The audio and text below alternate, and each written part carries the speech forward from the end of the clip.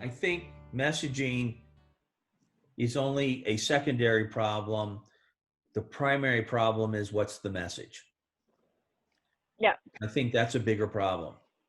And I don't think our universities, we're going back to what we were talking about originally being prepared. I don't think our universities and our professional training and development address that issue. Totally agree. I actually got my undergrad in health and exercise science and went on to get a graduate degree in parks, recreation, and tourism management. And the graduate degree, even we only did one project with the Parks and Recreation Department, and a lot of the focus was on theory and I was actually kind of, yeah. So they're almost, I mean, even at a master's level, was more focused on you being a teacher and doing research, which was not, I mean, ended up being relevant to where I went in my career, but not, I didn't walk out of there feeling prepared to be a leader in parks and recreation. Very interesting. Walked out of there not prepared? Not to walk into the field and be, you know, kind of contributing to work on the ground. I think it was much more at a big picture level. And that was your master's, is that right? And yeah. Go ahead. Not to say it didn't, you know, because I kind of went on to a program focused on this intersection between research and practice.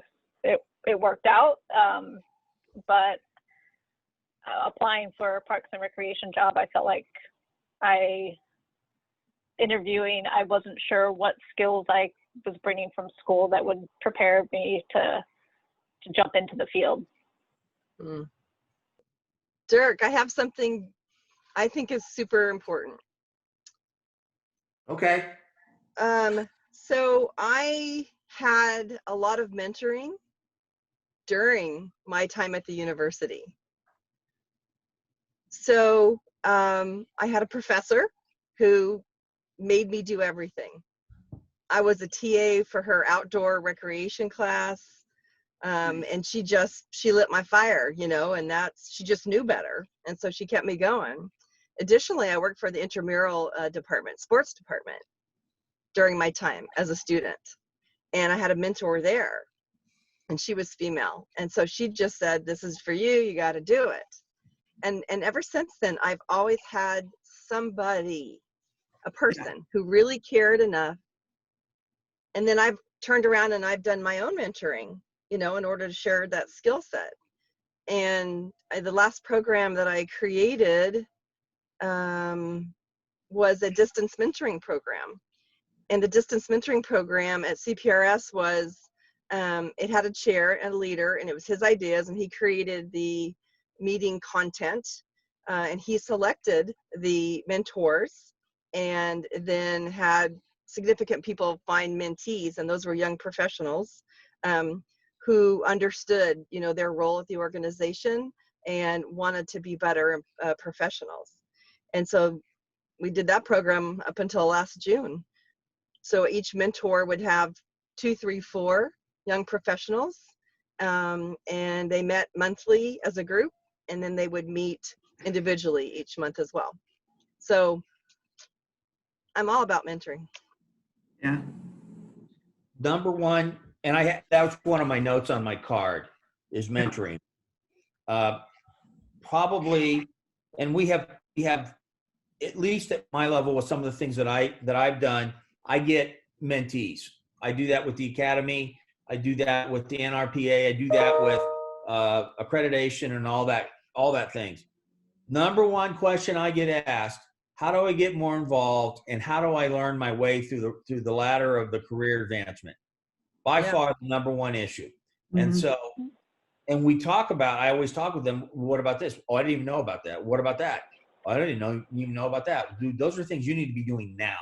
Okay. Mhm. Here are the next step. You know, everybody wants to be at my level. They want to be the chairman or the president or whatever. I says, you know what, 15 years ago or 16 years ago, I was stuffing packets, you know, and volunteering at the state conference. And you remember, Leslie, when APRA would have their state conference, District 4 would always run the happy hour. I always bartended. And because I got to meet everybody. You Yeah. know, who doesn't like a guy giving you drinks? You know? But my point was, and what I share with people is you don't start at the top. Well, I want to do what you're doing. Well, yeah, but you got to do these other things first.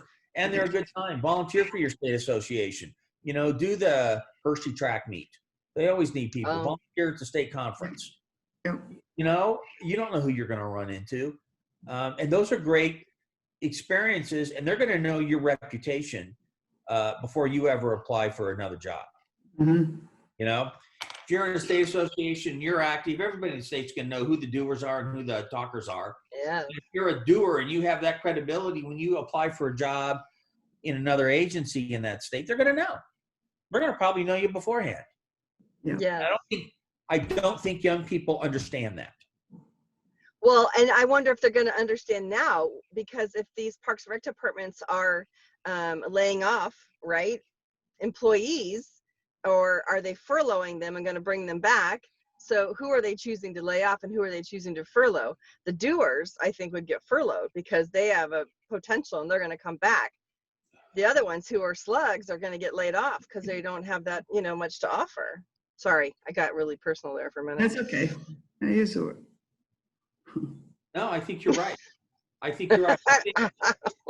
Because I was at CPRS in March and I did a presentation, and one of the guys who was in the training, and no one had ever sat down and talked with him about how to develop his career path. And I'm like, well, why aren't you doing this? Why aren't you doing that? These are things you need to be doing. You can get to these levels and I can take it from there. Because there's a couple people that I say, because I work with Capper Visits, I say you need to be a visitor because it's the best training tool on learning the mechanics of a Parks and Recreation department. Once you get into training and you're certified and you have your CPRP, I can help you. But until then, it's hard. Yeah. Does that make sense? Yes. You know, and we do that session in our PA. We've done it now the last couple of years about your career path. And the first year we did a presentation about the 4 laps of different career.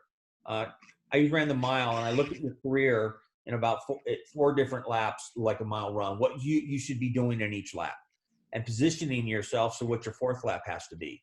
You know, some people's 4th lap has to be a little longer because they weren't thinking about retirement or encore career earlier. And so I always talk about those things and say, here's what you need to be doing. Here's what you need to be thinking about at each level of that. But a lot of those people never, ever have heard that.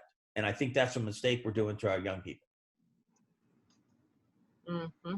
So I'm actually really interested in this mentor and field building piece. And part of this is actually, I just got off a conversation with Teresa about the role of GP Red in this space. And one of the, I guess we'll call them pillars. I don't know if they've referred to them as pillars, but we've been talking about this convene, connect, collaborate. Mhm. And so we just recently brought the Active Living Conference, for example, under the umbrella of GP Red, which is a conference of about 250 to 300 people. And there's the think tank, and talking about we've been partnered with Shift.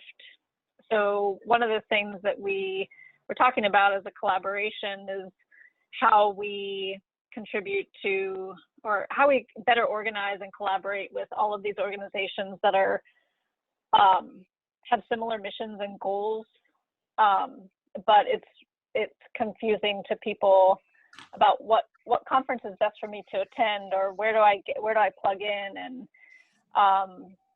of course there's NRPA as well. So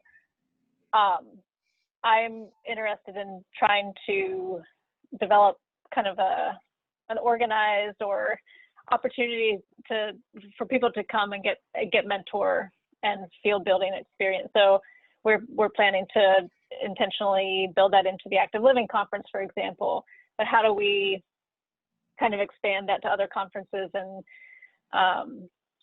reach students who may not know where to go? Having a mentor as one of the top three things, if not the top, in everything for your career advancement. Because I looked where I had people who were supportive, professionally of allowing me to develop, even if they weren't. I was more successful there, and where the obstacles or the blocking points of my career were people who were not supportive of that. And that was where my setbacks came, or my stifling. Mhm. I was going to say too that I think that those of us who are more seasoned professionals have a responsibility that even if it's not like an official pairing of mentoring, like, oh, you're my mentee. But I know that over the years, I've seen people that they might have reached out to me for some advice or something. And then I find myself just checking in on them from time to time. How's it going? How are you having trouble with this? What are you having trouble with? What are your issues? And I think that it's something that we need to do, even if it's not being done officially. So now are we feeling like we need to start at the universities? Is that where this conversation has been going? Does this need to be a faculty kind of a relationship because we know that's where we're going to start? Or is it, identifying those young professionals that we think are going to really nail it, entry level folks? The first part that we talked about was kind of what skills, what things should you have with the degree in recreation? When you get a degree in recreation, what are you going to know how to do? Okay. Mm-hmm. And I think there's part of that. And so once you finish your degree program and you're out, and number one, you should be working in Parks and Recreation while you're in school to gain experience. Yep. Then we talk about, it moves into more of a career development. And we talk about an advanced degree, yay or nay, what you want to do, what you're capable of doing. Number two would be certifications and credentials, whether it be CPRP, AFO, CPSI, whatever those are, looking at credentialing. And then look at your training and development on things. And that's where we talk about going to conferences. What's the difference between a conference and a school? Why should you go to schools differently? And then training. I'm going to throw into that accreditation and being a CAPRA visitor, because that's the best training program out there. Mm-hmm. All right? You're dealing with the top tier organizations and a very structured, comprehensive management system, learning from the best.